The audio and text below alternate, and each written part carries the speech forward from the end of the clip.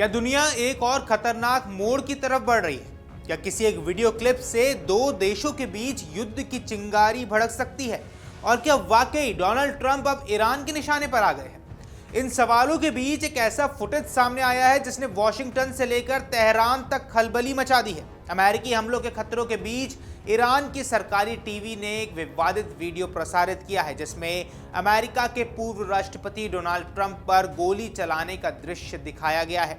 इस फुटेज ने पूरी दुनिया का ध्यान अपनी ओर खींच लिया है।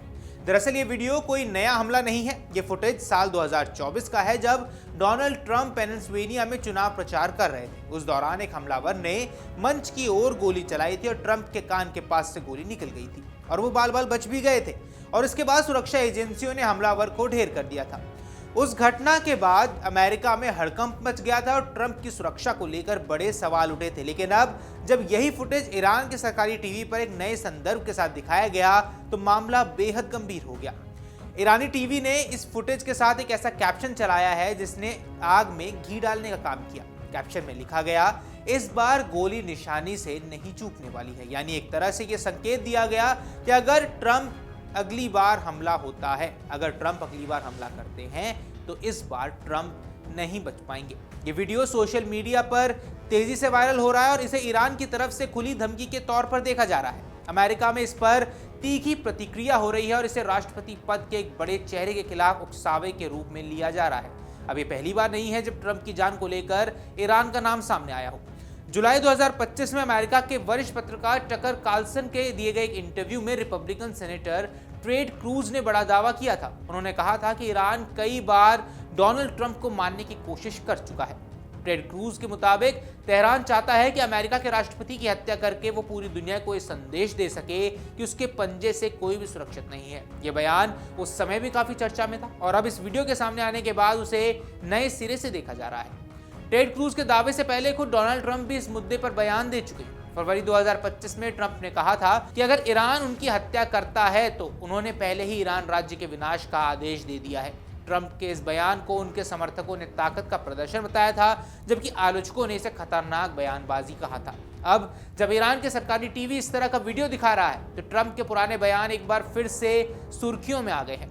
इस पूरे विवाद की पृष्ठभूमि में ईरान के अंदरूनी हालात भी बेहद विस्फोटक है। देश में महंगाई, बेरोजगारी और आर्थिक बदहाली को लेकर लोग सड़कों पर उतर आए हैं। खामेनेई सरकार के खिलाफ विरोध प्रदर्शन लगातार तेज हो रहे हैं। कई शहरों में हिंसा, आगजनी और पुलिस के साथ झड़पों की खबरें भी सामने आ रही हैं। सरकार ने इन प्रदर्शनों को दबाने के लिए सख्त कार्रवाई की चेतावनी दी है और सुरक्षा बलों को खुली छूट दी गई है। डोनाल्ड ट्रंप ने इन हालात पर कड़ा रुख अपनाया। उनका कहना है कि अगर ईरान अपनी जनता पर अत्याचार करता है तो अमेरिका चुप नहीं बैठेगा। ट्रंप के मुताबिक ईरान में हो रहे दमन को नजरअंदाज नहीं किया जा सकता। ये बयान ऐसे वक्त पर सामने आया है जब अमेरिका और ईरान के रिश्ते पहले से ही बेहद तनावपूर्ण बने हुए हैं।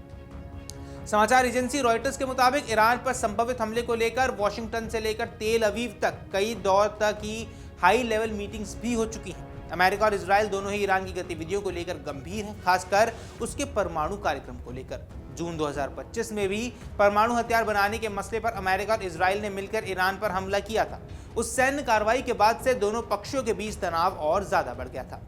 अब जब ईरान की सरकारी टीवी पर ट्रंप पर गोली चलाने वाला वीडियो दिखाया जा रहा है तो इस पर सिर्फ एक प्रचार सामग्री नहीं बल्कि मनोवैज्ञानिक युद्ध का हिस्सा भी माना जा रहा है। अमेरिका में इसे सीधी धमकी के रूप में लिया गया है और माना जा रहा है कि इससे हालात और ज्यादा बिगड़ सकते हैं। तो सवाल यही है कि क्या ये वीडियो किसी बड़े टकराव का संकेत है? क्या अमेरिका इसे ईरान की तरफ से उकसावे की कार्रवाई मानेगा और क्या डोनाल्ड ट्रंप वाकई अब ईरान के सबसे बड़े निशाने पर है? इन सवालों के जवाब आने वाले दिनों में जरूर मिलेंगे, लेकिन फिलहाल इतना तय है कि ये वीडियो दुनिया की राजनीति में एक नई आग लगा चुका है। अगर आप ये वीडियो YouTube पर देख रहे हैं तो हमारे चैनल को सब्सक्राइब कर बेल आइकन दबाएं और Facebook पर देख रहे हैं तो हमारे पेज को लाइक करें।